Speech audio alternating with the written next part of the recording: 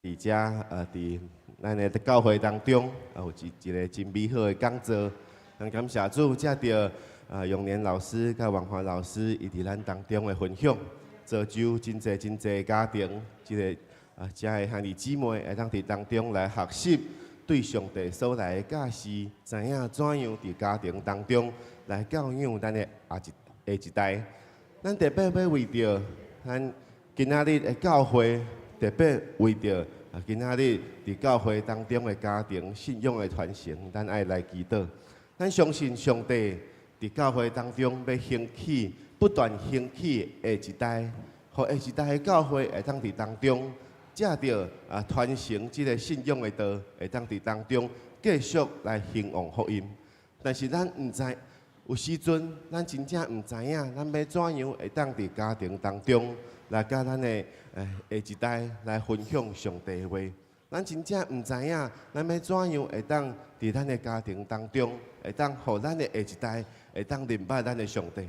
过去咱可能就是知影要怎样带囡仔来教会，就互教会来教。但是有时阵呢，咱毋是干那互教会来教，咱的下一代就有法度会当了解，会当明白。有时阵，咱更较需要的是伫家庭当中有美好的见证。有时阵，咱更较需要的是伫咱的家庭当中，互咱的下一代，咱的囝、咱的查某囝，甚至是到咱的孙，会当看见伫咱的家庭当中是怎样上帝的恩典、上帝的话语是一直传承落去。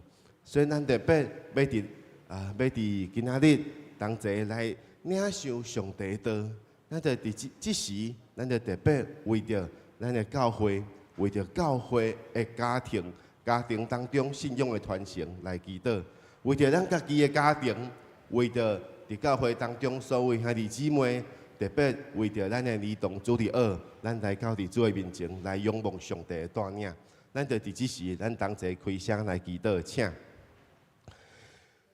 听从阮的主，阮的上帝，阮仰望你，阮仰望上帝你的引带甲带领，因为上帝你甲阮三个同在，因为上帝你的旨意引带带领阮，互阮知影要怎样伫即个世代当中，伫即个弯巧背逆的世代当中，有上帝你的话语充满伫阮内面。主啊，阮就来到伫你的面前，阮仰望你，阮仰望上帝你的引带，仰望上帝你的看顾。主啊，有时阵阮真正毋知影，阮要怎样来做。主啊，有时阵伫当中，主啊，阮敢若有法度会当领受上帝你的话语，但是阮毋知影要怎样将阮所领受的会当传承落去。主啊，这拢是伫当中互阮的亏欠，这拢是伫当中阮需要更较侪来学习、来了解、来悔改。主啊，求你就伫当中，你特别引带阮、带领阮的道路，互阮一生行伫上帝你的话语当中。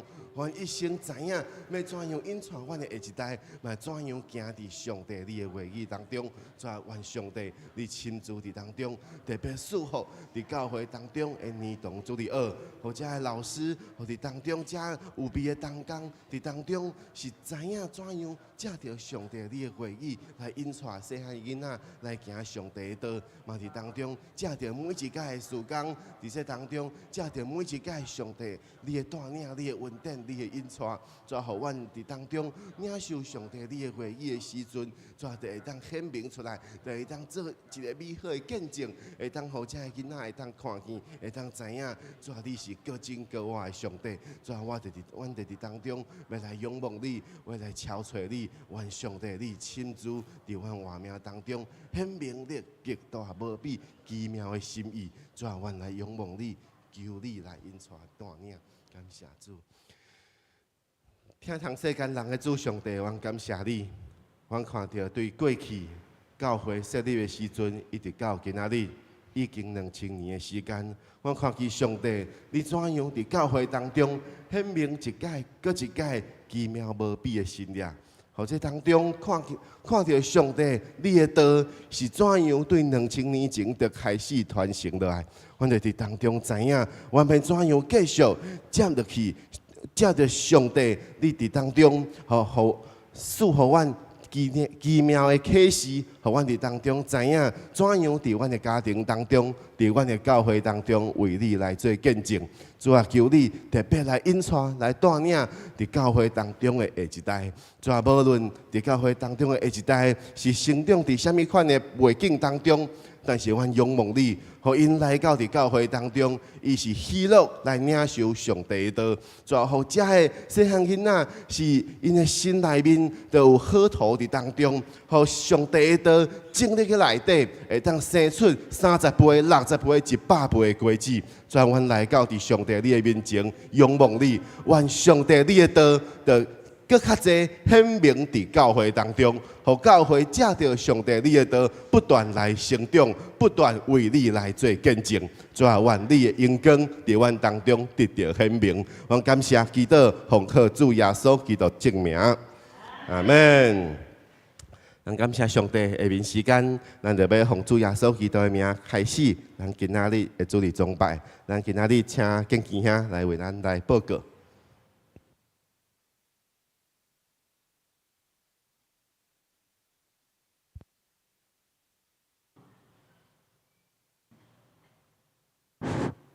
各位兄弟，大家平安，大家好早。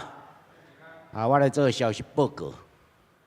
欢迎注意婚姻家庭事工发展协会马英年甲梁婉华老师夫妇，今仔日来到咱本会分享信息，带予咱美好的鼓励，愿主祝福因心灵拢健壮。会当侍奉应神益人，咱请大家拍拍甲欢迎者。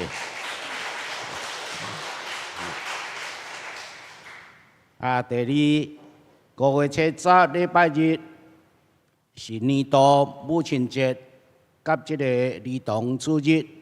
当日咱要举行联合礼拜。等下有上午早起是9点30分一堂，吼。的崇拜，敬请兄弟大家注意这个时间。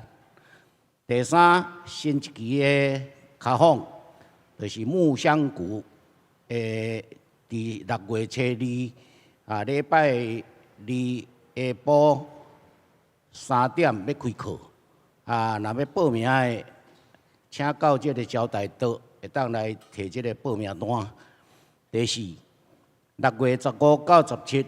就是拜到拜三，咱举办圣教会全国信徒的灵修会，主题是无与伦比的福音，讲员是董家华牧师，地点是伫中华亚太鹿港度假村，费用请大家参考这个公布栏，请向办公室报名，报名到5月20截止。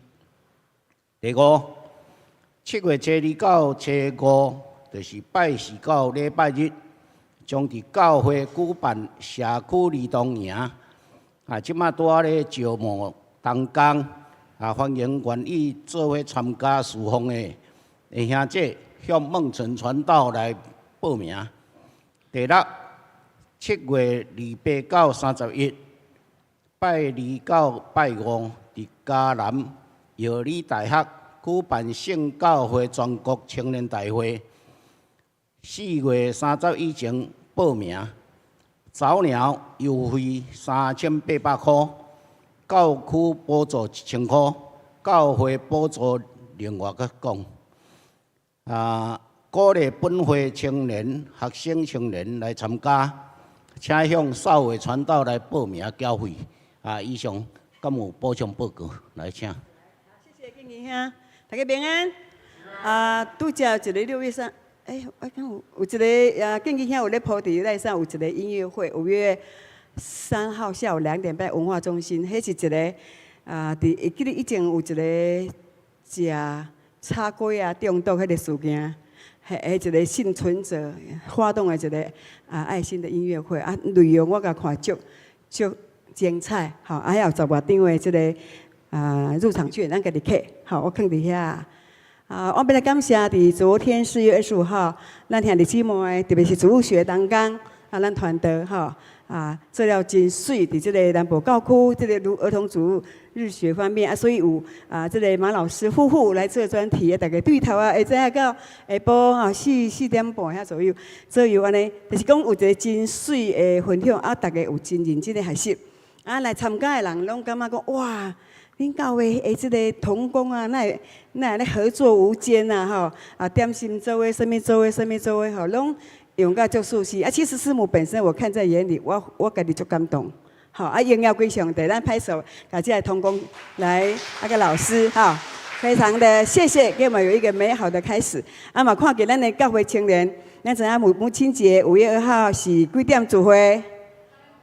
对，9点半，佮甲边仔讲者，记得了，后尾拜，迄个母亲节毋是后尾拜，母亲节是9点半这爱记得这件事情，而且你做妈妈来，你计有特别一首感受即摆先把这个 BB 藏起来无爱曝光，你来会有不同的感受咱这个青年人有非常有创意，拢会要互咱圣诞节安怎感受，各偌济安怎感受，连母亲节伊嘛要有一个作为安尼好唔好？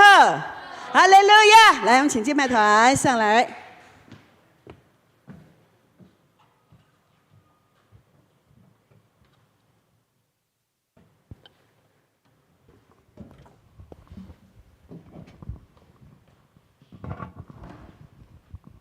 咱就感谢伫上帝殿中，也看你的名何等的美好，来对阮来学乐。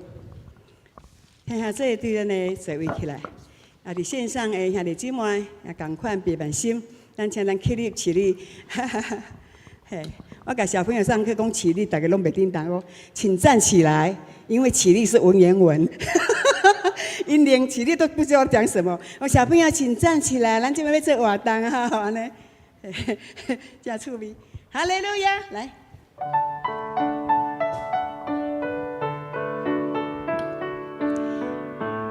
主啊。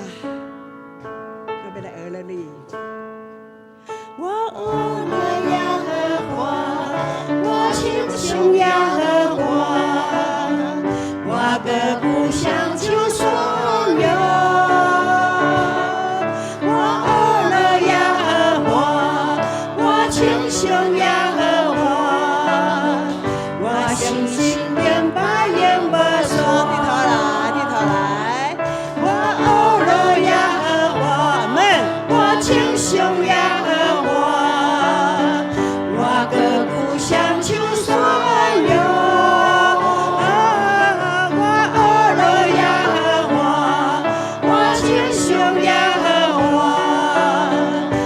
心心和怀里不说。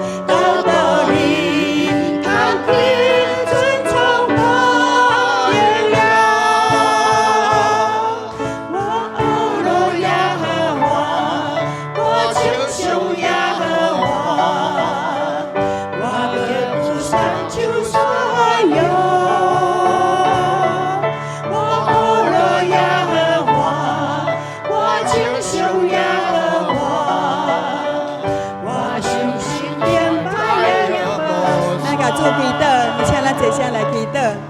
哈利路亚，把咱的心思意念伫主面前陈明。什么人是敬畏上帝，主叫人所存的来报赏伊。主啊，愿我有享福的心，主我有谦卑的灵，主愿我伫你面前，互你所欢喜。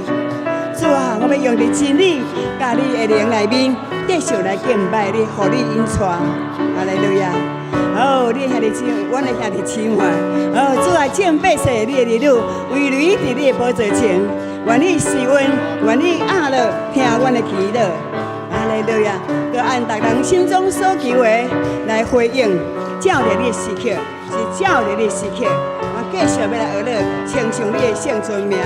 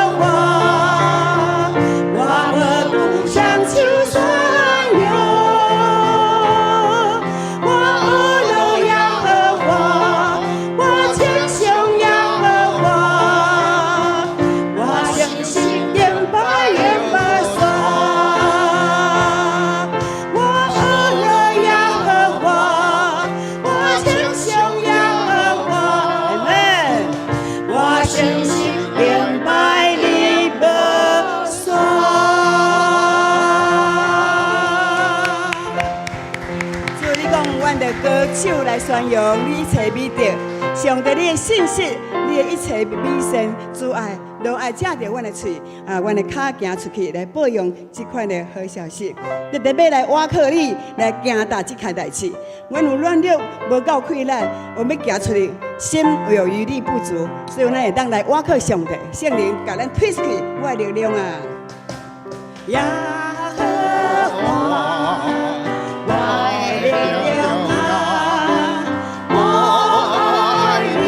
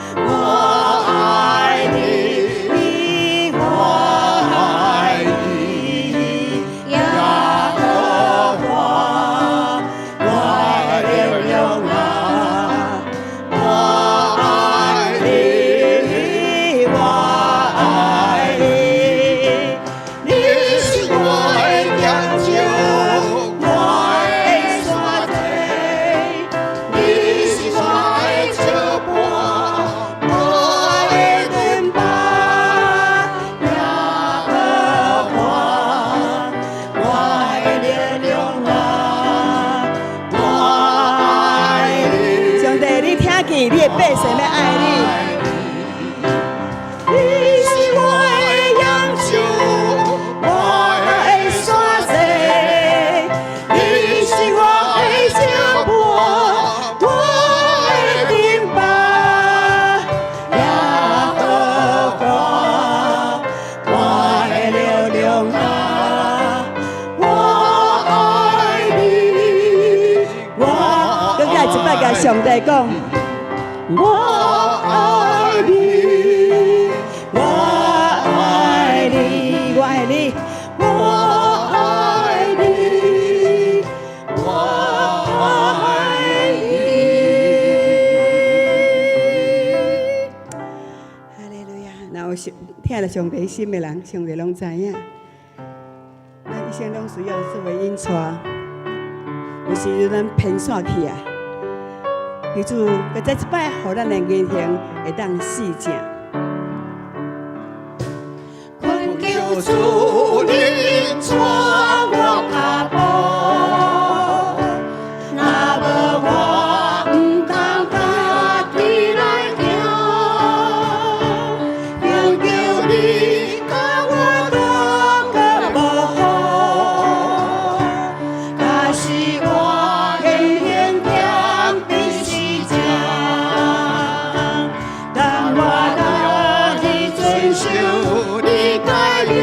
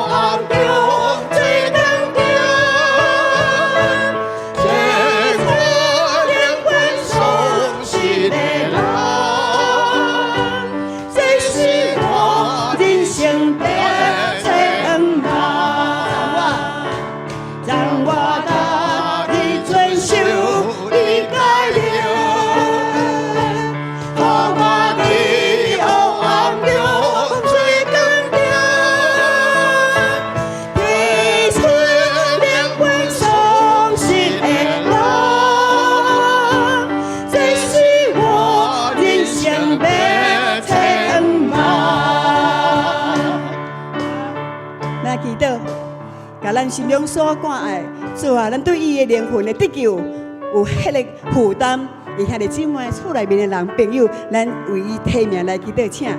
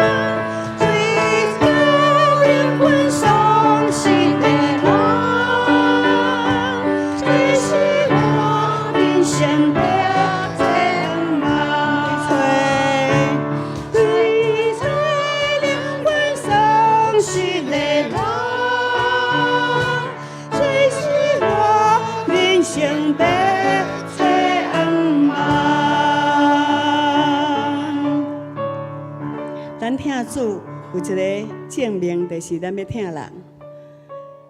咱知影救阮的宝贝，所以咱爱有一个催逼感，伫咱内面要去抢救失丧的灵魂。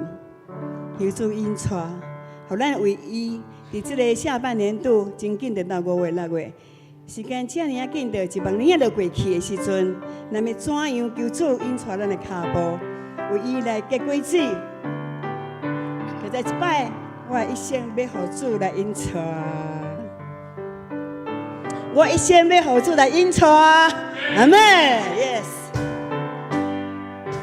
我一生的求主引带，我心灵明白所求，也看我伊主的主爱，伊如去我心忧愁，我平心向天天平安，无安慰，和平喜乐，我真心。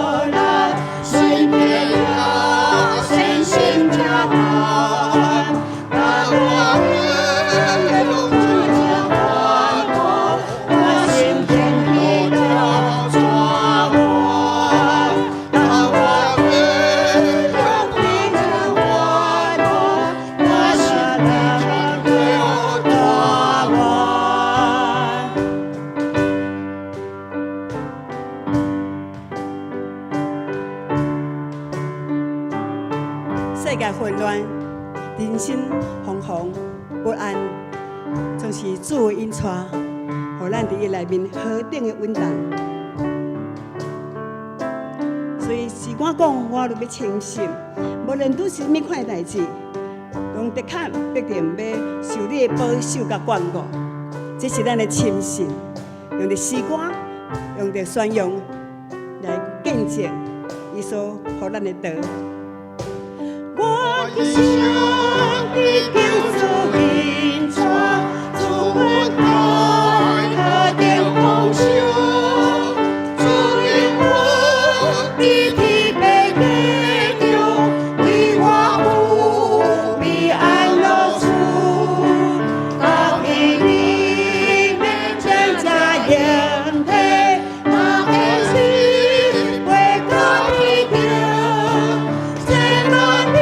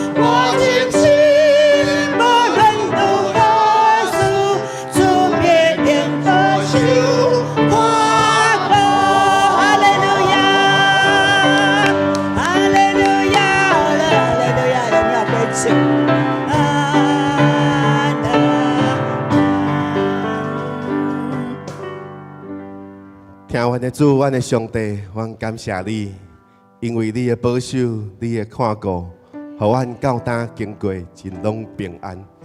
互阮伫一生的路程当中，经历上帝你无比的稳定甲疼痛，阮的心内面就充满感谢，就充满喜乐的声音。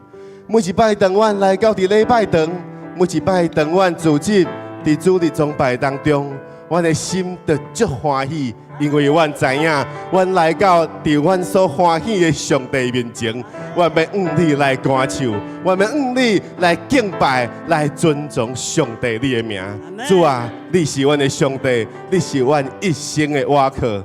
你想赐予阮活命当中济济稳定甲疼痛，为的是要互阮一生会当对你的脚步来行。主啊，阮少念上帝，你赐予阮的大诫命、大使命。互阮就知影，都怎样伫即个世间会当为你来做见证，互阮传扬你的福音，互阮见证上帝你的名，互阮伫即个世间来建立属上帝你的教会，要伫即个社区，要伫即个城市做金灯台，引带人来见证你，来荣耀你的名。主啊，求你引带大领阮，互你的教会伫当中显明上帝你的疼痛，互你的教会伫当中。做你荣光的见证，我感谢祈祷，奉靠主耶稣基督圣名。阿门。阿门。咱同齐用使徒信经，成做咱信仰的告别，请。我信上帝，全能的爸，创造天地的主宰。我信耶稣基督，上帝独生囝，咱的主，伊对圣神投胎。对在生女玛利亚出世，伫本州毕业岛忍耐受苦，顶十字架死埋葬落阴府。第三日对伊世人中叫我后就天，担坐伫全能的爸上帝的大屏，伊要对遐过来审判活人甲死人。我信圣神，我信圣公堂的教会。圣道的三通，罪得赦免，肉体的救我，永远的活命。阿门。请坐，请坐。哈利路亚！使徒圣经来坚固咱的信，也是咱的宣告。线接咱来读启示文第17篇，我启兄弟来用，和时阵三个来读。上帝啊，求你按着你的慈爱来怜恤我。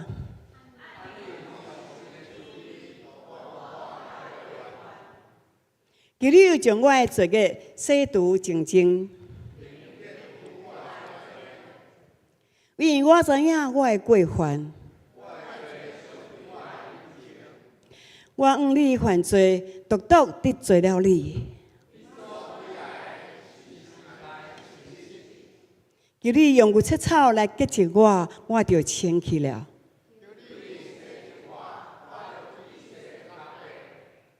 上帝啊，求你为我做清气的心，求你予我永远得到救恩之乐。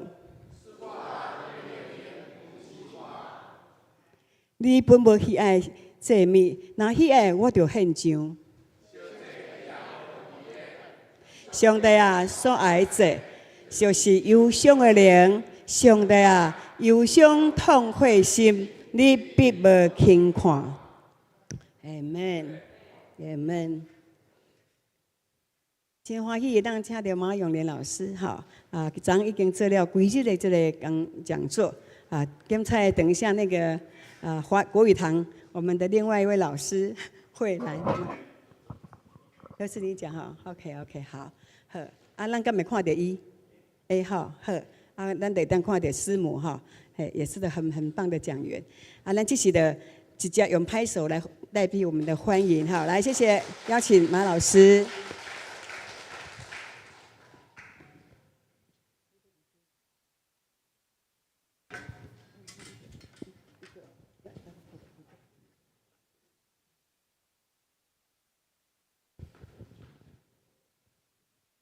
好，弟兄姐妹，主日平安。好，感谢神，今天这个周末有机会来到教会配搭。那有些弟兄姐妹昨天参加了早上跟下午的专题分享。那今天早上要谈的是婚姻啊，婚姻也是我们整个家庭关系的核心。那我们今天这个时代，整个台湾的现况，其实我们的婚姻关系变得脆弱。那婚姻制度开始不被信任。我们对婚姻的定义也被改变，家庭的意义跟价值也被轻看。所以我们看到的是年轻人开始不想结婚，那所以4年前，我看一下，好4年前我跟我太太跟一群弟兄姐妹，我们一起成立了一个协会，目的是希望帮助教会可以建立起婚姻家庭事工。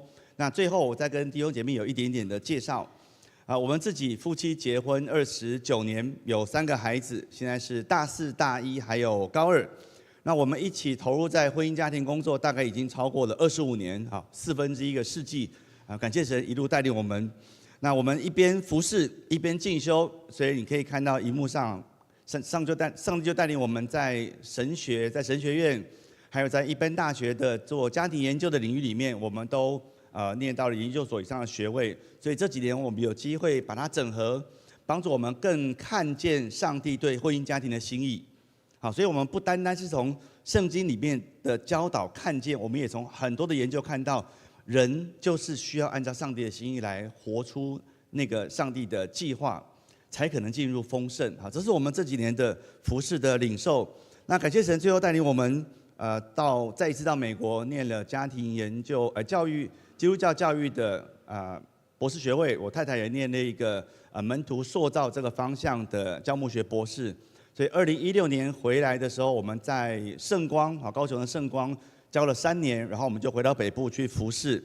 那今天在这边要跟弟兄姐妹分享的是神预备我们的一个专业，也是神特别恩待我们给我们家的生活，当然也是他给我们的呼召。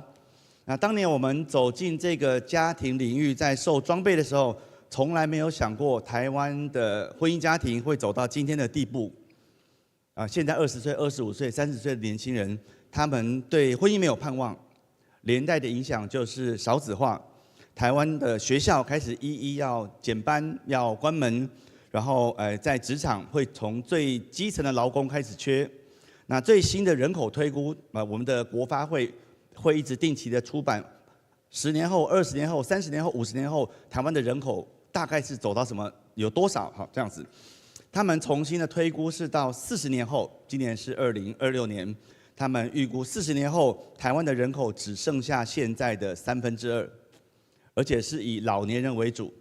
那如果我们在座你有80岁以上的弟兄姐妹，你可能经历过台湾还在800人、700人那个年代的，大家都是年轻人，所以拼命的工作、拼命的生养，一直到带到台湾今天的2400万人。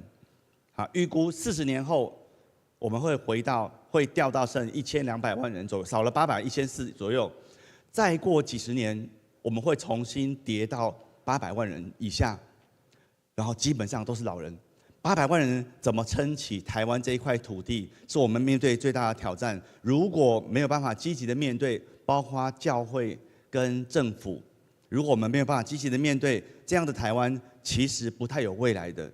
我们今天最在意的事情，你最担心的事情，在那个年代一点意义都没有。求主给我们一个长远的眼光，看见在这个世代教会怎么样来回应，让世界看到一个答案。今天的讲题是你的婚姻不只是你的婚姻，我希望从教会开始，我们明白神对婚姻的心意，而且上帝的心意远比我们想象的还要更丰富。那在美国念书的时候，我们有一年暑假出去跟弟兄姐妹一起出游到盐湖城。盐湖城是摩门教大本营就是这个末世圣徒教会。台南市好像有2间。那如果你有印象，他们现在还会不会骑脚踏车在传他们的教？好，生活里面可能还会遇到。早年有这个贴纸贴在他们的车子的保险杆后面。好，他们就说任何成功不能弥补家庭的失败，这是他们的口号，听起来很像圣经的话，但是跟基督教信仰完全不一样。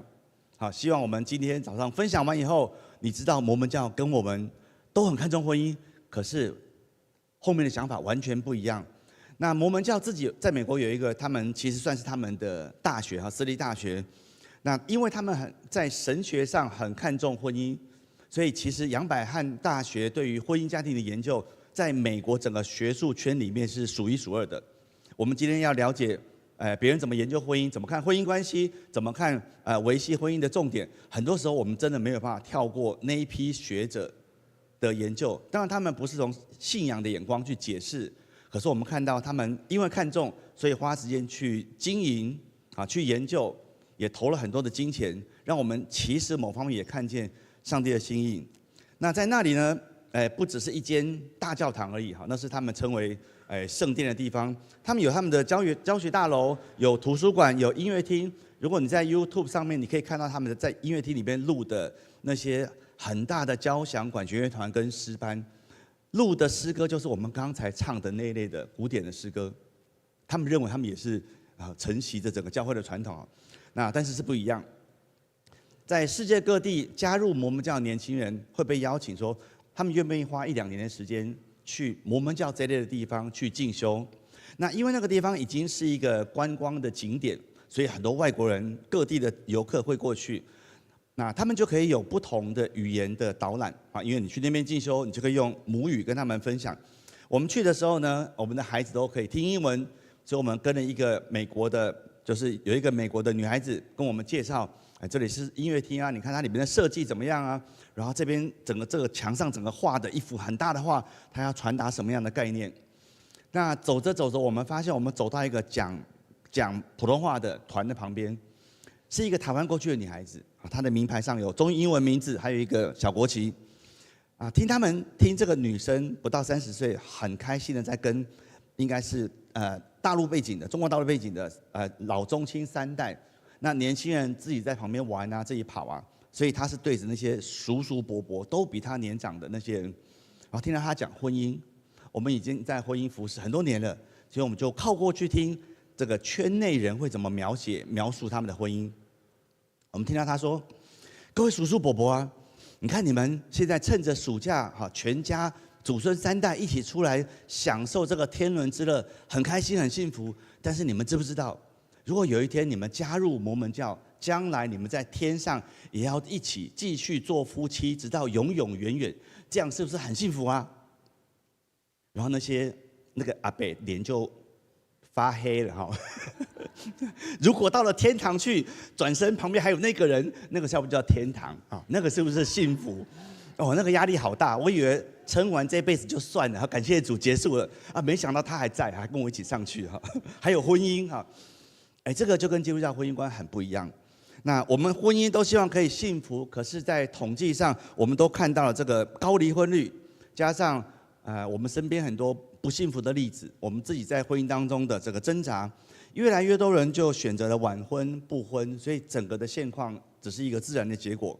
所以，究竟上帝对婚姻有什么心意？为什么他要为我们设立这样的婚姻？求主今天早上让我们有清醒的头脑，可以来聆听、来明白。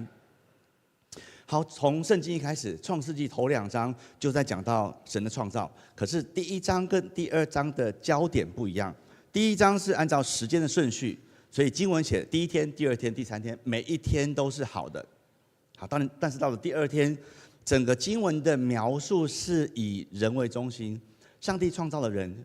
而且给他们一个非常美丽的园子，叫伊甸园，把他们放在他们这个伊甸园当中。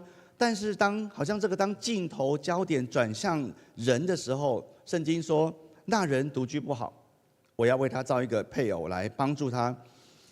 接着神就给亚当一个任务，要去帮动物命名。经文最后只说，只是那人没有遇见配偶帮助他。经文提到这个人亚当需要帮助。不是因为帮动物命名很复杂，也不是因为神创造的世界很难管理。好，这2个概念都没有在这段经文里面出现。这段经文凸显了亚当的问题他为什么不好？他的问题在独居不好。要有一个陪伴，不是送餐，不是帮你打扫，要有人陪伴。所以配偶最主要的任务是解决独居的问题。不是送餐，不是打扫，是可以真的在他旁边看他作伴。配偶是帮我们作伴的，和我们作伴可以解决孤独的，不是帮我们做事的。我从小看着我的奶奶帮爷爷管一个工厂的伙食，所以他每天中午要煮几10人份的午餐，这个真的是无怨无悔，很辛苦。那也不是跟我们作对的，我们的配偶不是跟我们作对的。我也看到我的爸爸妈妈经常的冲突，好像彼此就是我就是不要让你开心。其实关键在我们怎么学习在婚姻中作伴，就成了圣经里面提醒我们，那是夫妻最关键的功课。可是透过命名的过程，亚当看着神的创造是有秩序的，那个叫各从其类。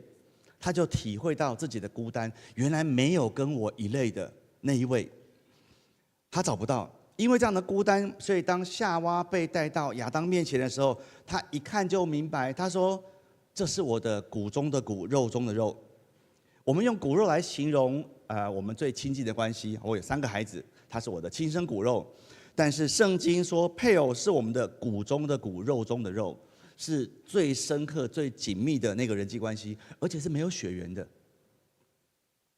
这个没有血缘的陌生人，要成为我们最紧密连结的那个对象。接下来的24节就成为我们怎么了解圣经看待婚姻最重要的经文，教导我们一个大原则：婚姻应该怎么经营。首先讲到人要离开父母，圣经最常用“离开”这个字来责备以色列百姓：你们怎么会去离弃神，去随从外邦人行邪淫？他讲的不是你今天早上离开家去早餐店买了早餐店离开那个店来到教会，等一下中午散会会离开教会回家。他不是形容这个动作，他讲的是你认真想过，你认真盘算过，你决定要离弃、要背叛、要改变一个效忠的对象。所以他讲的是你在理智上决定改变我们效忠的优先顺序，本来是朝着父母，现在要转向配偶。因为在上帝的眼中，夫妻关系一定在亲子关系之上，配偶的地位一定要超过我们父母的地位。所以进入婚姻的第一件事是要改变我们效忠跟连结的优先顺序。那另外一方面，当我们的孩子，我们自己家1个、2个、3个这样出生长大，照顾2个、照顾3个，其实就已经很辛苦了。到一个地步是，更多的夫妻在研究里面也这么看到，有更多的夫妻是因为在照顾孩子的过程当中，2个人的意见、2个人的分歧、2个人中间本来小小的不合那个裂缝被撑大了。所以对有些家庭来说，没有小孩是很大的打击，但是对更多的家庭来说，有了孩子是让他们的婚姻品质下降的一个最主要的因素。所以基督徒夫妻，我们应该常常来检视，可能各位多数你们孩子都已经大了。我们回头看一看，那个孩子出生、长大、离家，对我们的婚姻带来什么样的影响？是让我们彼此更靠近，还是让我们彼此更远离？我们需要常常的彼此提醒夫妻彼此提醒，不要让父母、不要让子女挤压到配偶的地位，威胁到我们婚姻的关系。离开父母之后，就要与妻子联合。联合这个字本来讲的是紧紧粘在一起，把2张纸贴在一起的概念。当胶水干了，我们就不可能把这2张纸再撕开来、再分开来，它会破损，它就不再是本来的样子。圣经用这个字来形容关系的紧密，联合用来形容最常讲的是对耶和华的专心倚靠。当你在读旧约读到专心倚靠耶和华这样的概念的时候，他用的通通都是联合这个字来形容你跟配偶的紧密的关系。那是一个积极的，是一个坚持，我不离不弃的，我立定心志，我要跟你走一辈子。如果我们当中有人在教会走过红毯结婚的，里面的誓词讲的就是这个概念。你也可以想说，到死我都不会放过你，我就是要跟你一辈子。可是那是非常正面的，好像专心倚靠耶和华，我们要紧紧的靠在一起。和配偶联合需要非常非常用心我们在心态上，我是这么想但是实际生活上呢，我每天要出门上班工作，你会遇到很多人，你会看到很多的新闻，你要处理很多的事情。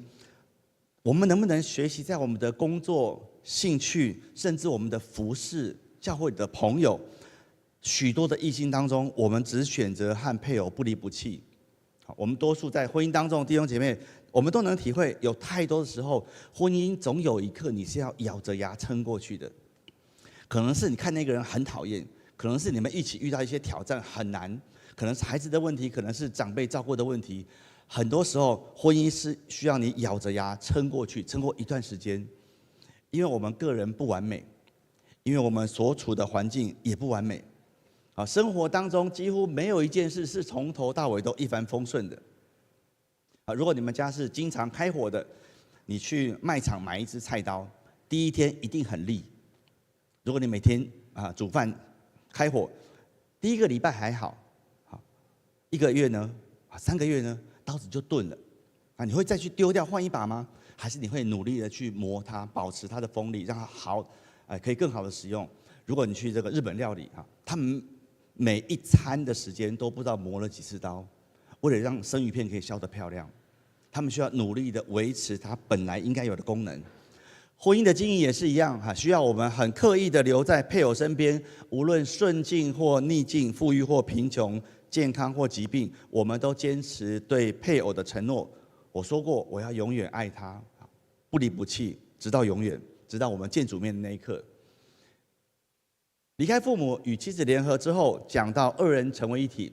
如果离开联合都讲得这么深刻，那么二人成为一体一定包括夫妻之间的性关系，但是一定也远超过性关系本身。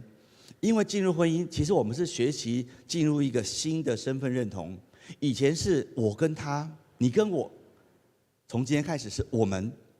我们一起在生活当中学习彼此配搭，学习作伴，去分享小时候发生的那些好笑的事情、丢脸的事情，去分享今天我从出门到回家我所看到、我所想到的，让我惊讶、让我难过的，我想让他知道我的想法。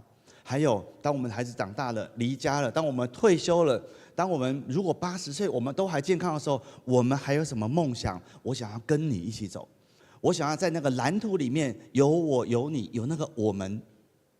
我们想分享我们的过去、现在跟未来，去建立一个那个叫做生命共同体。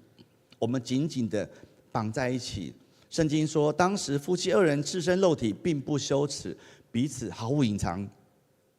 我们可以想一下，像2个人的合伙企业，也许像附近的一些早餐店看来看去大概就是2个人看来看去他们大概蛮像夫妻的蛮像夫妻的意思就是讲话都不会再客气的那如果你去一家店吃饭去点餐你每一次去都听到外面的在骂里面说出餐快一点别人赶着要上班然后里面就说赶快收拾每一个桌子都是垃圾然后你要赶快我好了你要赶快出餐如果你去一家小店每次都听他们这样吵来吵去，人家就觉得说，如果再多去几次，会不会让他们离婚如果你不去点餐就没事如果他生意不好，大不了店就关门可是他们不会离婚。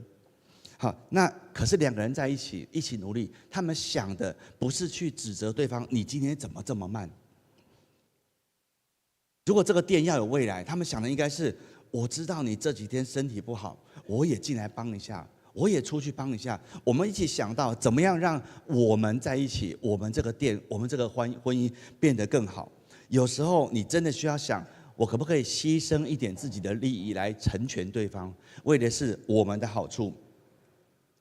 其实就像双人的这些运动项目，这些选手在场上的呈现出来，你可以知道，他们可以表演得这么棒、这么美，他们个人都一定是一个优秀的选手。但是在那个训练过程当中，为什么我不能住在自己家里面？为什么我要去住在选手村？为什么我们要一起有些是国家是这样要求，除了练习以外，你们每天要一起吃一顿饭。有的国家是你们要一起遛狗，给你一只狗让你们养。我是来上场比赛，我要去拿奥运的奖牌的，我为什么每天要跟这个人去遛狗、去吃饭？他们在练习什么？把狗养得更好吗？他们在练习那个关系、那个默契。到场上，任何一个人的失误，另外一个只会过去说拍一拍，没有关系，我们继续努力下一个挑战。你现在摔倒了，没有关系，起来，我们继续完成后面的表演。那个是他们的团队，那是他们的默契。无论如何，我们建立对彼此的信任，这个是上帝给我们最美的婚姻的部分。婚姻是神所赐最美好、最深刻的人际关系。这些选手为了奖牌这么努力，每天一起散步遛狗，每天一起吃饭。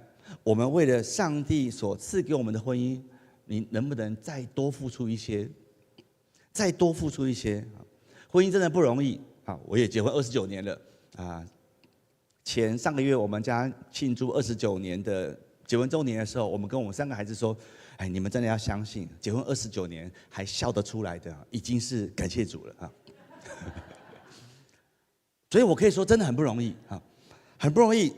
但是生活当中总有一刻，总有片刻，我会说感谢上帝，你把这个人带到我的生命当中，有很多起起落落。我们以为家庭是一个避风港，结果那个风浪都是他造成的。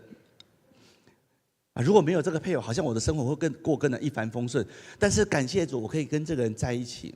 偶尔我可以体会，在伊甸园里面，在没有被罪影响的里面，那个上帝所给我们完美无瑕疵的那个感觉，可能只有片刻，可能只有5分钟啊！你真的只有你了解我。但是我们为那个感恩，那个是在天堂里面我要经历的，这是婚姻很重要的功能。在那个无瑕疵的伊甸园里面，我们可以享受2个人的关系。可是这么美好的婚姻关系，却是从那人独居不好开始。为什么在这么美好的创造里面有一个不好？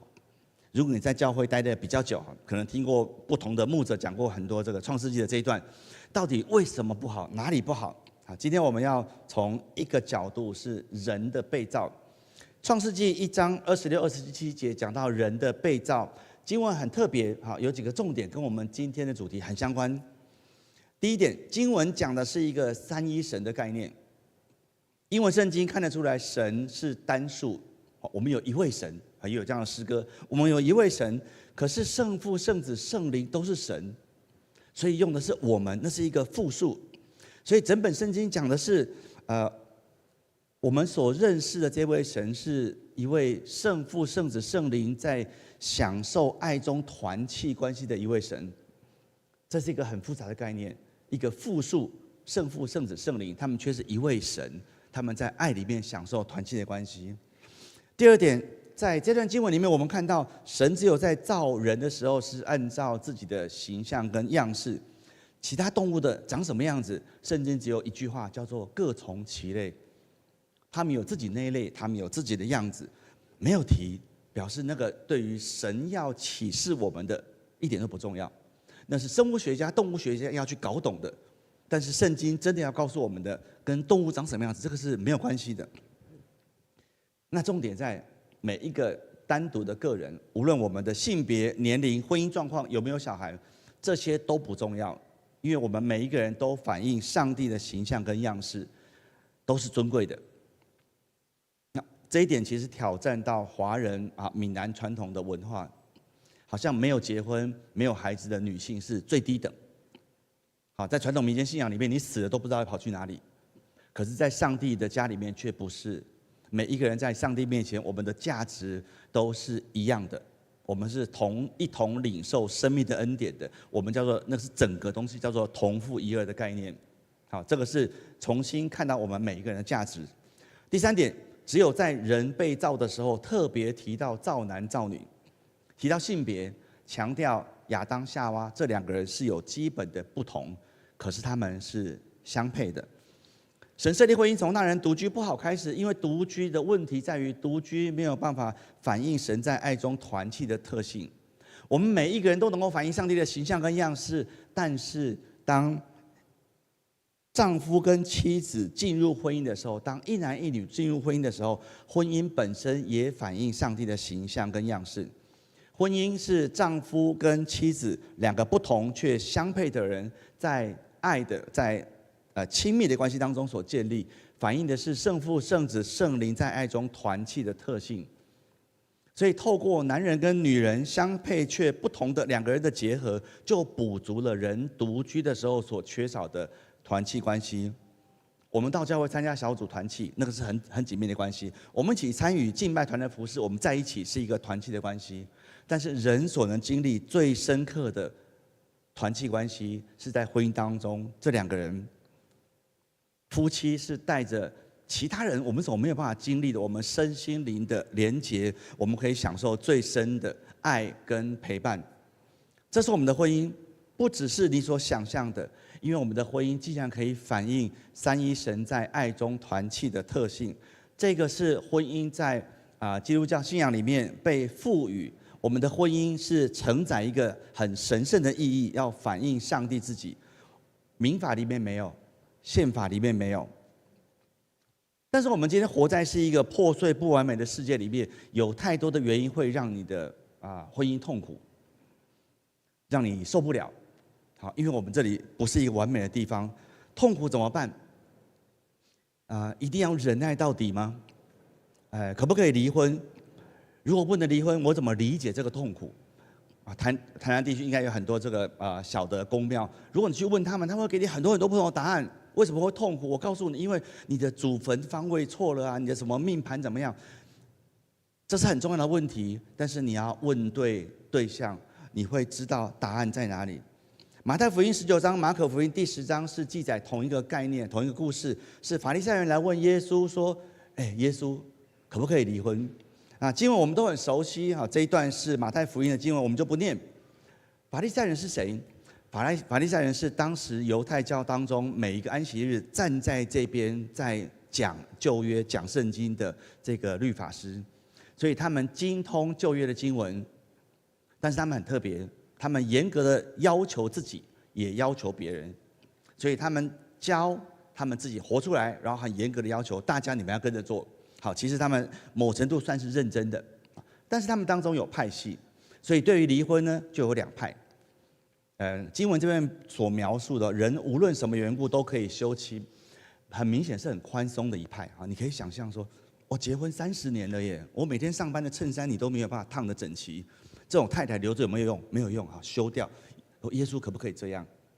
然后每天煮饭煮了30年还那么难吃，这样的太太可不可以休掉？这个叫做无论什么缘故，是不是都可以休妻？好，耶稣的回答呢，就是回到创世纪我们刚才花时间讨论的经文。耶稣其实对这批法利赛人说的是：你们都应该读过这个经文，而且你们一定教很多次，怎么会读不懂呢？什么叫做读懂？读懂就是耶稣后面的这个注解，他说：“所以神配合的人不可分开。”耶稣的回答是：离婚不在神对婚姻的心意。不离婚容不容易？我的爷爷奶奶据说他们从结婚第1天就吵到最后1天，反正到最后就懒得讲话。你要做什么就做什么，我就做这个，我就做别的。好，我的爸爸妈妈也从很年轻就有很大的冲突，其实各式各样的冲突哈。我妈妈是乖乖的老师，我爸爸是做生意的，你就可以想到2个人带着生活经验会有多少的冲突。他们到现在已经80岁了，还撑着。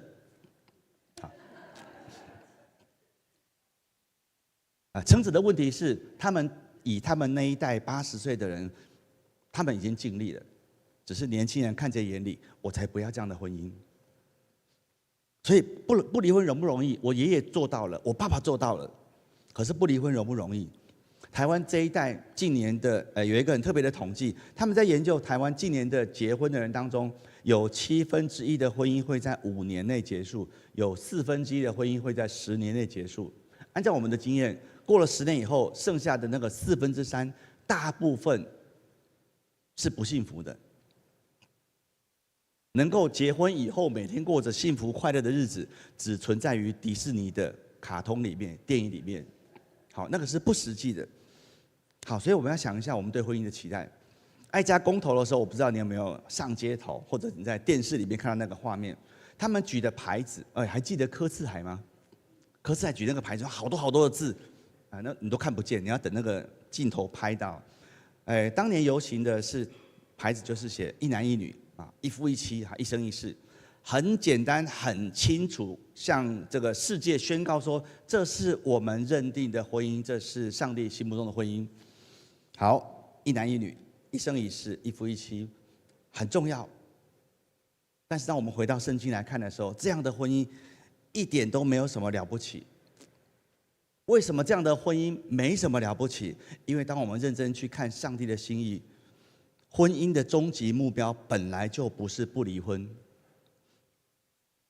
现在有 AI 更让我们明白一件事，就是问对问题很重要，因为他什么问题都能回答。你问烂问题，他就给你烂答案；你问很浅的问题，他就给你很浅的答案。你是一个博士等级，你很厉害，钻研了很久，你问一个非常刁钻的问题，他一样回答得很漂亮。所以你要问对问题。法利赛人问什么问题？法利赛人他们只在意自己。他们在问的问题是：耶稣啊，这个我在婚姻卡了很久实在每天都浑身不舒服。请问一下，在婚姻的舞台上有没有一个后门，我可以默默的下场，然后老人家、上帝你不会在意，下一个安息日我可以继续在这边服侍，我可以继续享受弟兄姐妹的尊重爱戴，有没有这一条路？所以法利赛人他们问的问题，那一批人他们问的是想到的是自己，我可不可以离婚，然后我可以继续的服侍。他们想到的是有没有后门。如果在今天的台湾，我们这一群人说我们是跟随基督的，面对这么大的冲突，甚至同婚都已经立法通过了。如果你有机会问耶稣一个问题，关于婚姻，你会问有没有后台吗？有没有后门我可以下台吗？还是你会问耶稣，那我们往前走，下一步在哪里？我们这一批人，无论什么年龄，我们可以怎么走，怎么做，留下一个很漂亮的痕迹，一个记号，让我们身边人看见说，上帝是真的。我们要问的是，接下来我该怎么做？这是另外一个问题。2000年前定下来的新约，然后连着旧约，这么久、这么古老的一本书，有没有回答2025、2026台湾所面对的挑战？有没有回答你真的很想问的那个问题？已经经过2000年了，结果还真的有保罗在以弗所书第5章就在处理这个问题。以弗所书很短，才6章而已。以弗所书前3章在讲基督信仰的核心，讲奥秘。第4章开始刚好一半，第4章开始讲，那我们要怎么活出来？那个我们的实际生活该怎么呈现出这样的信仰？到了第5章21节，是我们今天要谈的另外一个重点。21节开始讲到家庭中的人际关系，然后从22节开始，保罗用3节来教导妻子。22节做妻子怎么样？我们都很熟了。好，各位太太们，你们应该也很熟，可是你们最不想念这段，我知道。但是圣经的重点不在这里，圣经的重点在保罗用多1倍的篇幅，用6节来告诉弟兄。2000年的保罗，他完全知道弟兄就是比较难听进东西，所以他用了多1倍的篇幅，告诉弟兄，整段的经文从妻子到丈夫，整段经文在教会的习惯里面比较常拿来强调妻子的顺服，比较少去强调丈夫的爱到舍己。为什么会这样？因为要丈夫去爱妻子，为妻子舍己，这个基本上在台湾的环境里面，这个是格格不入的，跟我们的文化是格格不入的。好像你可以想说，自肥都来不及了，你怎么会砍自己的利益呢？这是我的权利，你既然叫我放弃这个权利只是这样的张力在保罗那个年代是更大的。保罗的背景是罗马帝国统治之下，罗马帝国沿用希腊城邦那个时代的法律精神，基本上他们认为丈夫是妻子头，是一家之主，是家里的国王，所以这个爸爸，这个丈夫决定怎么做，对自己的孩子，对自己的妻子，整个罗马的法律是支持的，有他们的原因。保罗是在这样的背景底下说，既然环境是这样，所以姐妹们，你们就要用教会顺服基督的样子去顺服你们的丈夫，那个是发自内心的，是那个属灵的，是神看为宝贵的。但是其实真正更大的篇幅是在提醒丈夫的角色，现在还在投影幕上面。所以当你认真的看这段经文，你发现里面没有讲头，连头这个字都没有，也没有讲权柄。保罗甚至没有说你们这些做头的丈夫要带着慈怜谦卑的心去行使你的权柄。保罗完全没有这么说。保罗说，你要去爱妻子，你要为妻子舍己。所以你可以想象，这样的教导在当时叫做离经叛道的，那个是颠覆社会的。保罗要去颠覆教会这一群人，所以保罗教的是什么？我们需要来理解，不然你会觉得好像一个外来讲员就讲一些奇怪颠覆教会，然后就拍拍屁股就走了不关我的事，剩了你们自己搞定。保罗为什么他有权利？他凭什么讲这样的话？好，我们看一下整段的经文。保罗讲的其实是5章21节，刚才说的，我们要存敬畏基督的心，彼此顺服，这个是很关键的基础。然后说怎么把这一节经文实践出来呢？是妻子的顺服丈夫，跟丈夫的爱妻子。如果是对照基督跟教会的关系，一定是基督，因为基督先为教会舍己，所以教会要回应，要顺服。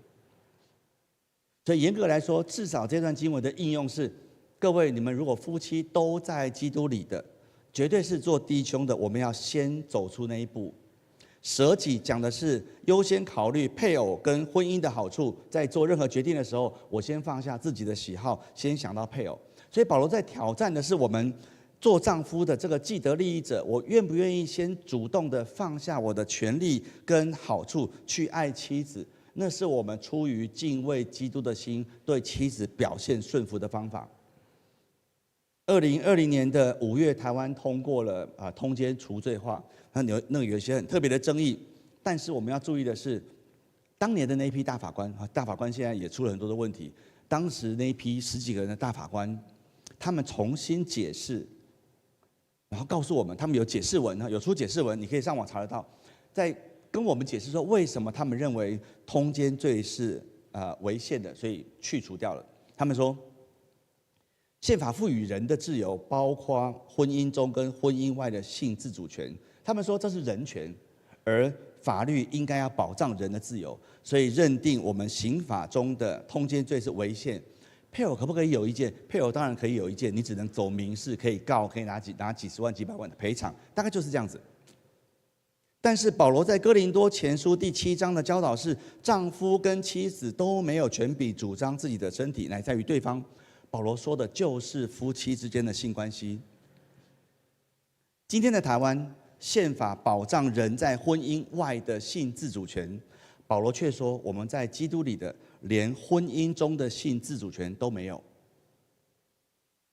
所以保罗凭什么这么说？因为在基督里，夫妻之间的性不是你说了算，要彼此顾念、彼此尊重、彼此讨论。特别对弟兄来说，这叫做舍己。所以经文再去往前去想，这种教导很颠覆，是离经叛道的。但是你有没有想过，这样的经文，这段经文除了是存敬畏基督的心，彼此顺服这样的概念，其实再往前，它的基础再往前翻2、3节而已。5章18节，他说这个叫做圣灵充满，圣灵充满带出好多的结果。5章21节，在敬畏基督的心，彼此顺服，这个是圣灵充满的最后一个显出来的样子。第二，另外一点，圣经当中讲到舍己，讲到顺服，我们最常在吵说谁应该是头，你应该顺服，你应该做头。我们在吵这个的时候，回到圣经，圣经当中顺服跟舍己最极致的榜样是谁？是耶稣基督。是腓立比书2章8节说的，耶稣他存心顺服以至于死，且死在十字架上。也就是说，丈夫跟妻子在婚姻当中的爱或顺服，你愿意为婚姻，你愿意为配偶所付出的一切，其实都是在效法基督。这是一个基督徒成圣的过程，这是一个神圣的呼召，这是一个荣耀的呼召，指引我们去活出一个上帝的形象跟样式。我们效法基督，最终的结果就是活出我们本来被造应该有的样子。好，各位弟兄姐妹，我们当中有一些也比较年长，在教会待比较久了，听过这么多年的讲道，圣经也许你看了很多遍，我们赶快想一下，圣经当中还有哪一件事情是因为圣灵充满的结果，而且最终的方向是效法基督？教会会讲圣灵充满，教会会讲效法基督。圣经当中还有没有哪一件事情同时是圣灵充满的结果？文字上这么明白的写出来，这是圣灵充满的结果，而且最终会让我们效法基督。真的只有婚姻这么一件事情。所以在婚姻当中的我们，如果你说我真的是基督徒，我们的挑战就是，那我可以多做什么？我可以为我的配偶多做什么？保罗的意思是在忍耐跟离婚之外，还有另外一个选择，就是我们把我们的婚姻当中的这些挑战跟艰难，看作是神要塑造我们更像他的工具。所以在希腊罗马的时代，还有在我们的传统文化里面，是把妻子放在丈夫的地位底下，甚至剥夺妻子的权利跟地位，为的是要维持国家社会的秩序。但是保罗扩大了家庭的定义，他说，基督徒的家庭其实根本就是在上帝的家里面，所以在上帝家里面，在神家当中的丈夫跟妻子，其实要透过一起效法基督，彼此顺服，建立一个以神为首的新秩序。所以如果你家的墙壁上或者柜子里面放了一个装饰品，一个小牌子，写着基督是我家之主，它不是一个装饰品而已。每一次你看到的时候，它在提醒你，基督真的应该是你家的主，因为你们家是在上帝的家里面。你要回到家关起门来说，谁应该做头，谁应该顺服，其实是没有意义的。那是在提醒我们，世界教导我们用打压对方来维持自己的地位，可是信仰教导我们一起效法基督来建立关系。婚姻生活保证充满很多责任跟挑战，可是保罗说，婚姻是我们属灵肌肉的健身房。好，到了一个年龄以后，开始注意自己的健康，要运动，要超慢跑，要深蹲，做什么的？那我们属灵的肌肉怎么保养？怎么训练？保罗说，婚姻就是一个属灵生命的健身房。所以，当你回到家，你发现旁边那个人，有时候甚至是你的小孩啊，一句话、一个眼神，让你整个人快炸起来的时候，你要想，这个是耶稣用很幽默的方式在提醒你啊，马弟兄。你可以工作，你可以服侍，你可以讲道，别人觉得你很棒。你有没有发现旁边那个人一个眼神就把你搞得快炸了？所以其实你还有好多地方可以更像耶稣，好多地方可以更像造我们的主。那是上帝很幽默的提醒我们要锻炼我们的属灵生命的肌肉。所以我们每一个人都希望得到的幸福美满的婚姻，只是附带的好处。婚姻最主要的功能是可以让我们更像基督。你的婚姻不只是你的婚姻，因为你的婚姻要反过来塑造你属灵的生命。保罗说的不是辅导协谈，保罗说的是我们个人的灵命，我们跟上帝的关系，还有婚姻关系的锻炼、经营、成长。偶尔有些婚姻的问题非常的棘手，你需要辅导，你需要专业的咨询跟帮助。但是在我们服侍20多年来，大部分你在婚姻当中觉得很卡，是因为你还没有找到适合你们的方法。真的相信上帝引导我们服侍20多年的经验，你们还没有找到对的方法。如果你曾经在职场当中是可以叱咤风云的，遇到困难你怎么迎刃而解？就是去找方法。过去的方法行不通，换方法，目的就是我要解决问题，因为我要继续往前。好，婚姻也是一样，把这个概念带进来。保罗说的是，无论你满不满意现况，我们要继续学习在婚姻当中的舍己跟顺服，因为那个本来就是圣灵充满的结果，而且最终会引导我们去效法基督。当我们两个人都很努力在信仰上成长，跟着教会的晨祷、读经、聚会每个礼拜的崇拜，当我们各自都很努力在生命当中投资的时候，当两个人越来越像耶稣的路上，我们的关系应该会进步的。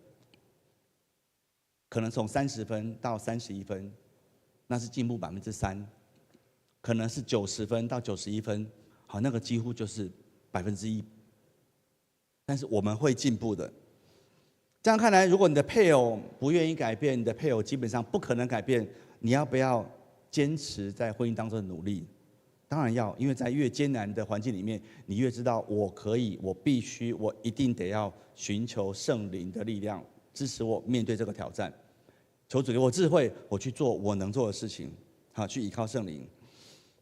我们当中可能有人在过去的某些时间里面，你选择了放弃婚姻，可能在当时在家族里面，在教会里面，在朋友当中，会觉得说你为什么做这个事情？好，可能当时别人给你一个标签，是一个不好的记号，但是在主里，我们每一天都需要回到我们福音的核心。上帝的拯救不是为了我的福音，上帝的拯救是让我认识他。所以我会希望，如果我们当中有这样的弟兄姐妹，几年的时间去调整、去整理，你可以重新去帮助我们身边年轻的夫妻们，跟他说：当年我以为那个很重要，所以我花了好多心思在那边。结果我的婚姻毁了。当时我以为那个不重要，没想到那么关键。我们在美国，我们遇过其实2、3位这样的弟兄，他说都是大概到50、60岁的阶段，他们跟我们讲说，看到我们的服事，听到我们的分享，他说，如果30年前我遇到你们，我不会那么拼命的在教会服事，因为服事成为一种逃避。他应该更多的回去经营他的家人关系，让他们今天都在教会，可是应该可以更合一、更同心。好，保罗的教导没有停在这边，保罗继续往前走。保罗说：“这是极大的奥秘，但我是指着基督跟教会说的。”然后我们就要想到耶稣说：“当复活的时候，人不娶也不嫁，像天上的使者。”这就是一开始讲说摩门教跟基督教的婚姻观到底哪里不一样。撒都该人那个故事，因为他们不相信复活，所以才带出了这一串的经文。啊，结论就是。如果耶稣你说有复活，那这一家7兄弟都娶过这个女孩。有复活的意思就是到了天上，那耶稣你要告诉我，请问这个小姐是谁的太太？这7个人都跟她结婚过。耶稣你这样讲不就是有逻辑上的问题吗？行不通嘛。所以耶稣就说到了天上是不娶也不嫁。好，我们花了蛮多时间在讲婚姻。如果婚姻这么美这么重要，耶稣却说，婚姻是带不进永恒的。如果婚姻没有未来，你要不要努力？如果你刚好在台南市旧区有一个老公寓，算一算，大概明年后年就会都更了。然后你发现浴室水管漏水，你会不会花20万把浴室敲掉重来一次？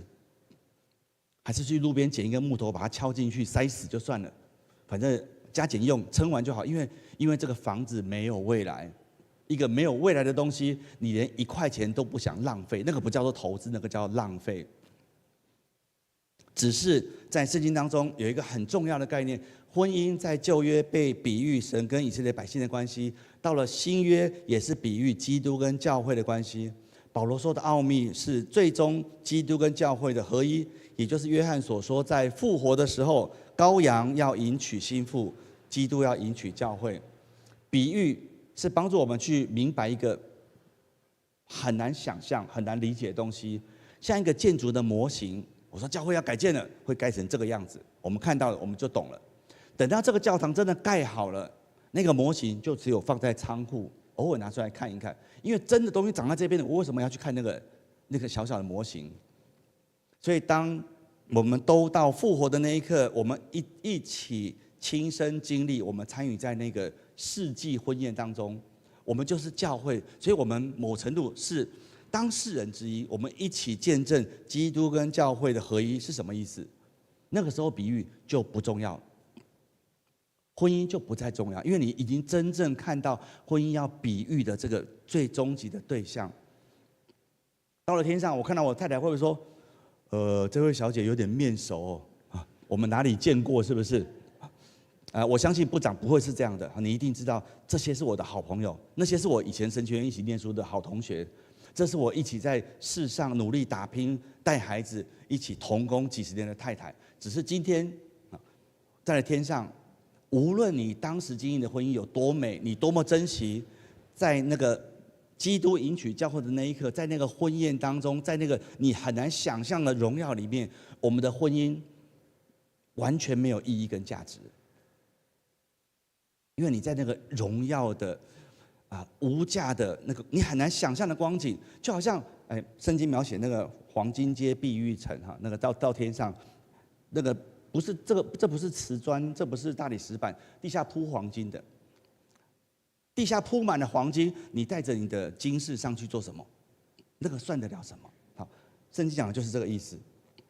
你的婚姻不只是你的婚姻，你的婚姻更重要的是要指向基督跟教会在永恒里的合一。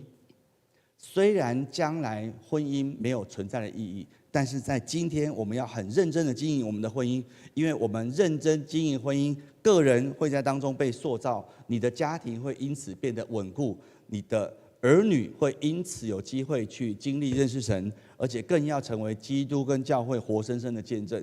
所以别人有机会进到教会，会不会因为看见我们的婚姻关系，看见我们的家庭，而知道说你们的上帝是又真又活的，你们说的是真的？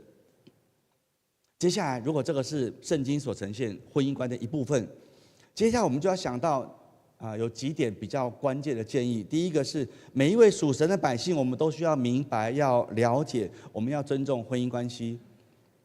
如果你现在常常打开手机，早上起来第一件事打开手机，滑几个新闻，开始滑一些文章，滑一些短影音，里面所有讲到感情、婚姻的，基本上99.9%都不是在传递上帝对婚姻的心意，所以你就会一直被带偏，一直被带偏，然后开始看着旁边的人越看越不顺眼，你怎么没有像手机里面那个人那么温柔，那么贴心？为什么我们的关系不像影片里面所演的那个样子？我们需要知道上帝的心意，然后去对抗世界来的声音。第二点，成圣才是每一个基督徒所领受的呼召。在跟随基督这个概念的前提底下，每一天在生活当中学习效法基督。我们今天早上只是分享特别婚姻家庭这个点。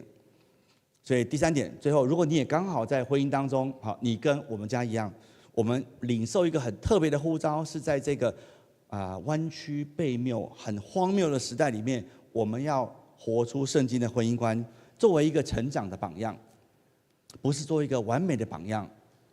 我希望几年以后，有人有勇气站在台上分享说：“你们都认识我们的婚姻烂到爆。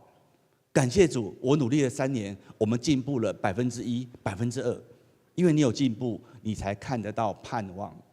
你有看到我们有在往前动。那个大塞车的时候，不动是最可怕的，塞没有关系，慢慢要往前，不动才是最可怕的。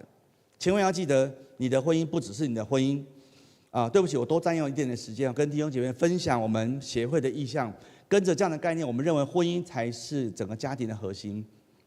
对于国家来说，对于社会来说，对于教会，对于每一个家庭来说，婚姻关系能不能经营，其实很关键哈。那就请同工帮我们发一下后面的文宣。好，那我就接着讲。我们希望分享给弟兄姐妹、分享给教会的是，从家庭的角度，一个人从出生到长大。好，到交往，到进入婚姻、结婚，然后再有他们的小孩，其实是一个像循环，好像一个跑道接力赛，一棒接着一棒。那整个的工作应该朝向一个塑造门徒，这个是回应大使命跟大使命结合的概念。所以，无论你参与在哪一个阶段的工作，是不是都能想到说，我手上接的这一棒是国小，我手上这一棒是陪大学生，我现在在关心社青。我现在在鼓励年轻的夫妻，他们在哪一个阶段，我可以怎么鼓励他往效法基督、往做门徒更迈进一步？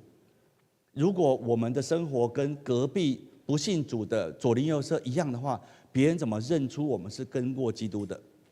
好，在这样工作里面，婚姻很重要，所以我们会说，在上面是2个人的关系，从情侣一直到婚姻的经营。只要我们还在婚姻当中，我们就有学习成长的空间。第二部分是右边红色的部分，很多时候孩子回到家，第一个能够接到他们的是爸爸妈妈，所以父母亲在家里能不能有很多的议题，他需要有基本的概念。父母没有那么厉害，我们大概只能熟悉其中1、2个议题，所以就是教会的同工，或者你的专业可以贡献在里面。让父母有机会学会了解，原来小孩现在面对这么多挑战，我要回家问问看，你们今天学了什么？你今天遇到什么事情？同学说了什么？他们有冲突，为什么？我们可以回应。再来是当孩子比较大了，如果你接触的是高小10岁以上的孩子，有很多话题你是可以直接跟他讲的，跟他互动的，帮助他了解，帮助他在那些关键的议题上面去回应。帮助他可以往效法基督、往一个门徒的方向去成长。那我们协会的成立的目的，其实就是要整合婚姻教育的专业和我们的基督信仰，希望帮助教会来建立家庭事工。那大概30年前开始30年前我在大学的时候，我们一起回想这个台湾的发展的过程。30年前大概是开始有抗议的事情。所以有一次我们升旗的时候，大学已经很少升旗了。我记得有一次升旗的时候，一大早就有人去那个司令台后面的墙壁喷漆，喷得乱七八糟，然后学校要总务马上去把它洗掉，因为全校要来升旗了。好，虽然到场的不多，可是那样不能看。好，从那时候开始，30年来，我们就有更多的抗争、更多的抗议、更多的反威权，然后教官要退出校园，慢慢的从一个少数的反对。开始不能打压，一直到尊重，然后百花齐放，各式各样的声音都有。今天的环境叫做多元。每一个孩子，现在在学校的孩子，每一个他都会说，老师都有讲过，包容、尊重、接纳。每一个人有自己的想法，对于价值观的部分，每一个人有自己的想法，没有标准答案。在这个没有标准答案的过程当中，孩子有没有机会听到上帝的声音？在教会里面的孩子有没有机会听到上帝的声音？当没有标准答案的时候，长什么样子？没有标准答案的时候，大学教书的朋友，他告诉我说，以前同学会来问他，学生会说，老师，因为他是教人际关系的，老师，我跟我男女朋友吵架怎么办？老师就陪他聊一聊，像辅导老师这样子。他过了几年以后，开始有人直接问老师，我跟我同居的男女友吵架，然后卡住了怎么办？他就说哦，大学生已经都是这样，所以还陪他们聊一聊。他说这几年他真的碰到别人说，老师，我跟我的炮友有冲突，现在我该怎么办？如果我们当中不太知道什么是炮友的，手机找一下就知道了。那个老师被吓到了，他从来没有想过有学生实际过那种生活，然后来问他该怎么办。他脑袋里面想的是，谁告诉你要上网去一个任何的平台找一个炮友，把自己搞得一身伤，然后来问我说：“老师，我该怎么办？”根本不应该做那样的选择的，可是没有人告诉他，这是多元的结果。少子化是很严重的问题啊。我们去年参加一个研讨会，台湾一个人口学大师，以前台大的老师，他在结论的时候，他真的是带着火气，他说：“你多久没有听到我们的政府强调婚姻家庭的价值？无论你的政治立场是什么，我们的政府有多久没有讲婚姻的价值？因为你真的不能一边推同婚，一边推传统婚姻。当你讲传统婚姻价值的时候，当你说这个多么的重要，你要怎么经营的时候，那一批的人，无论他们有没有在同婚里面，他们就会出来抗议。你不可能把这两个政策同时执行的好，这是我们今天碰到的困难。各地的政府现在都有家庭教育中心，他们会发钱，会请讲员，会请一些来办讲座。应该是前年，可能是前年，有一个中心啊，东部的有一个家庭教育中心，他们的讲座叫做开放式关系。小标题说明的是，当开放式关系就是你不要管我跟谁上床的意思，这叫开放式关系。当开放式关系碰到婚姻的时候，他们要谈这个主题。他们拿各位你纳税的钱去传讲这样的概念，那我们怎么可能去兼顾我们的婚姻？这是这个世代的年轻孩子遇到的挑战，然后父母亲其实也不知道该怎么办。那目前我们协会的工作，除了教学，除了出来讲道、讲专题，我们直接接触教会以外，另外一块很重要的工作就是我们在写自己的教材。这是希望今年底可以开始真的做培训的材料。我们就是希望帮助教会可以装备一批家长，懂得回家跟孩子谈这些主题，保证如果学校有谈，是完全谈另外一个角度、另外一个方向，对孩子绝对是有害的。那最后，我想这个我们越做越觉得，确实是一个很大的属灵征战，不是我们可以讲多少次讲到，能够把一个课程讲得多好，后面真的是面对到很大的属灵征战。听到每一个回应的例题，他们那个遇到的困难跟挑战，我很难想象，我不认为那个是好的教育跟好的辅导能够帮助他们的。那后面我们所面对的是魔鬼撒旦的势力。你的婚姻卡的地方，也可能是因为魔鬼撒旦在后面告诉你说，这样就好，不用努力了，这样过得去就算了。所以我们很希望有更多弟兄姐妹可以关注。那在这个 DM 后面有几个 QR code， 有一个是脸书，如果你平常会滑脸书的，好，我希望你可以追踪，然后有看到我们分享一个专题在哪里，你可以邀请你的朋友去听。右边是我们的网站，网站一进去有一个可以登记你 email 的地方。如果你希望你不在意大概每一季收到一张像你们夹页里面那张我们的工作的介绍、简单的说明的话，那邀请弟兄姐妹去登记。好 ，email 我们就会按每季来记，然后可以关切，可以为台湾这一块土地，甚至为教会里面婚姻家庭来祷告。那目前我们大概就是我们两个夫妻，还有带一个团队，我们一起固定的要写教材。那有很多的经费是一个压力，人也是一个压力。好，我们需要有更好的团队来加速把这个做完。好，我们需要弟兄姐妹的关注、带祷跟支持，我们一起来祷告。亲爱的主，我们为你所设立的婚姻，我们要来感谢你。纵使我们今天所面对到的是一个多元性别同婚、同居、离婚充斥的时代，但是求你帮助我们，把你对婚姻爱情的心意放在我们里面，并且给我们勇气可以活出来。让这个对婚姻家庭已经失去盼望的世代，因为在教会里面看见我们对于感情、对于婚姻、对于家庭的见证，有机会进到教会，认识这一位创造他们也爱他们的上帝。奉耶稣的名祷告，阿们。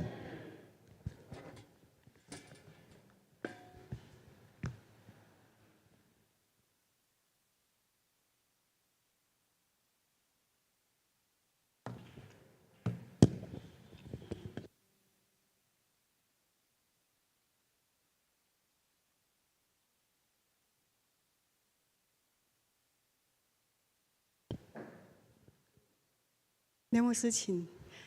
我们教会的口号是什么？对，所以没有让有机会接受连接这个主义协会这个部分，咱我嘛较聊聊啊，较清楚因夫妇咧无用什么代志啊，4年来这个合会啊，伫这个同婚战啊，或者是两性之间啊，是囡仔的这个多元成家教育这款的压迫，甚至伊放到伫即个幼稚园的教育，已经拢真受着迄款污染。啊，咱若无即个物件感觉，咱若无觉醒，咱就放互去啊！咱的后一代甲咱的未来拢非常的艰难。毋望咱会当来回应即个主题吼，虽然毋是讲，我感觉圣经讲，咱若有机会接受，咱若有机会行善或是奉献，好，咱就按着家己心中的感动来回应即个主题，安尼好毋好？好，因为嘿，就是安尼，就袂感觉讲，哎呀，要搁奉献来，你爱相信奉献是上帝对咱的祝福，阿门。嘿，我是拢用安尼，愈奉献愈丰富安尼。嘿，咱即马来迄个介绍新朋友。好，先放线，没关系。嘿，我们等一下还有，嘿，有没有？你可以打好了吗？啊，小恩要来报告一下，伊要补充一寡代志，好，咱现在即马较了解安尼。好，来，小恩先坐好了。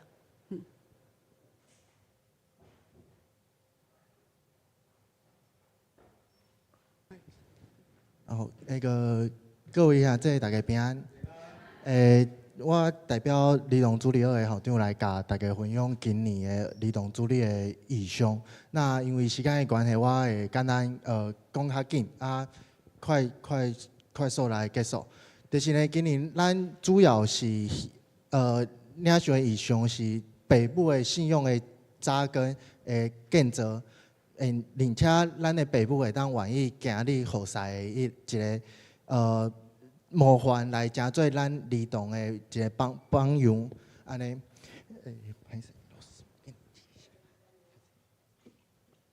所以呢，其实为什么老师邀请今仔日甲大家来做这个分享，是因为老师头拄的分享其实就清楚来互咱了解是，圣经嘛甲咱讲，咱伫咱的平常时，咱无论咱咱坐，咱伫家庭当中，咱拢爱来讨论，来讲说上帝的话语，来教示咱的囝儿，定着不只是教训孩子而已，而是画出上帝模式来影响咱的囝。我最介意老师头拄仔分享的是，咱的夫妻是要成做一个共同的生命体，是彼此来顺服来遵探上帝的话语的。所以呢，伫以赛亚书有讲到，讲上帝其实甲咱就清楚讲到，咱的徛起的长辈爱徛紧伫上是坚固的，唔单单是要徛起稳固尔，而且是要透顶出去，是要成做足侪人的祝福的。所以呢，希望咱是伫即个咱的信仰的顶端上，咱父母婚姻的共心来建造，来共同来礼拜上帝。来影响咱的囝儿时势。最后呢，其实伫即个意象当中来讲，咱要足清楚知影一件代志是天父较望的是，咱先知影上帝希望咱的人生的优先顺序。当咱知影先来听上帝话语的时阵，咱就会知影，其实上帝托付阮做的每一项代志，拢是上帝要邀请咱来做的，毋是我家己要来做的尔。所以呢，无论咱是伫工作顶面，也是家庭，也是专职的服侍，上帝互咱足侪好调，咱较愿意，因为咱听探上帝的话语，咱会当去做，来成做众人的祝福。最后我要甲大家分享的是，我的时间有限，会当成做咱只是礼拜日来教会聚会借口。毋过嘛会当来成做我愿意学习尽心尽意尽力来爱主的起点。所以我的时间有限，可能是过去是来教会主理尔。毋过对今日开始透过老师的分享，希望咱会当学习咱如何来尽心尽意尽力来听主。最后再甲大家分享今年的儿童主日的意向是，父母的信仰的扎根会当来起造，并且咱的父母会当开始来成做一个有榜样的后世。所以呢，母亲节甲儿童主日的时间是6月10号礼拜日的9点半，咱的各台语堂的要做伙来聚会。那咱的时间是9点10分会开放入场，就是因为咱有先准备。那10分的时阵，咱会门卡拍开，互大家来入来。那咱的9点25分的之前来的会当来投准时奖，咱最后会有一个摸彩。那最后是迄一天有一个特别活动的翕相。那所以邀请每一个人会当来穿较正式的、较水的装扮来做伙家庭来翕相。大概是安尼，谢谢。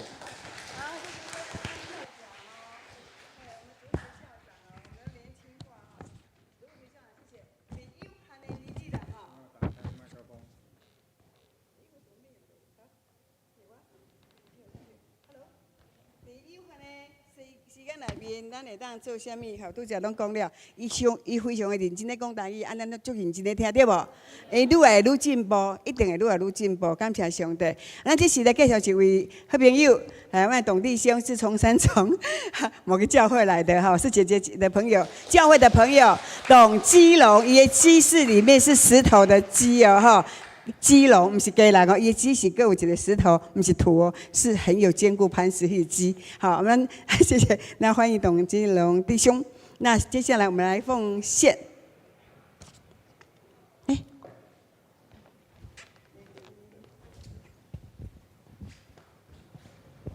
无事单对江苏转来啦，所以摊拄啊，我伫江苏讲道，讲道了拄啊才转来。对吼，感谢主的恩典。咱即马三个做伙用感恩的心来奉献，伫每一届奉献内底，拢是对上帝听的回应。互咱伫主的听堂内底，咱甲主三甲同行，咱同齐起立，用感恩的心来奉献。呵华我的力量啊，爱你。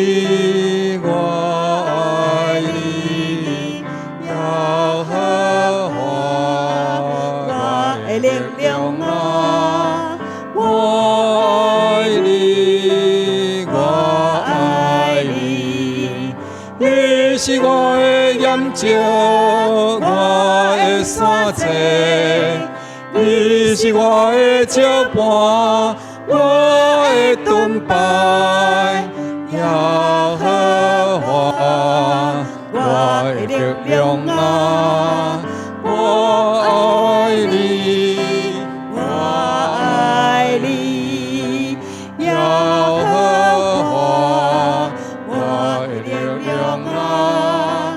我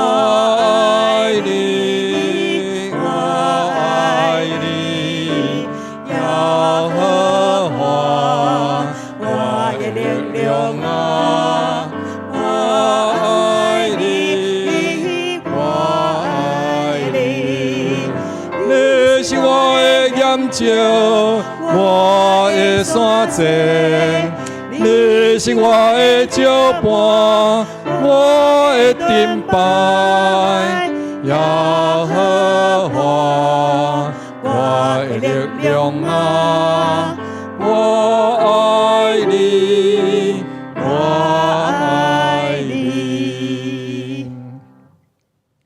愿全能的上帝用着伊聪明甲智慧的灵，魔力甲能力的灵，知识以及敬畏耶和华的灵，亲自充满在你的心中，互你所行所做伫圣灵的引带内面，对着主的心意来行来做，通互你甲你的家庭伫世间人甲耶和华的面前蒙恩典得福气。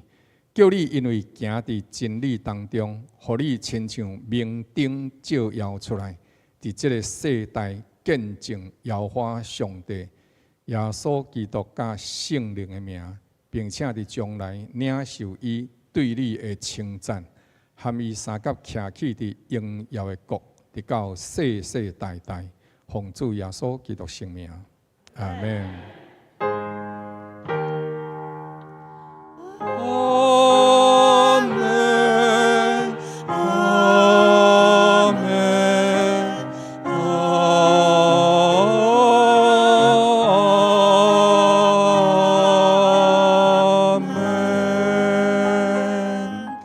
真济，咱今日第一场礼拜就到这，过一段落，上帝祝福大家平安。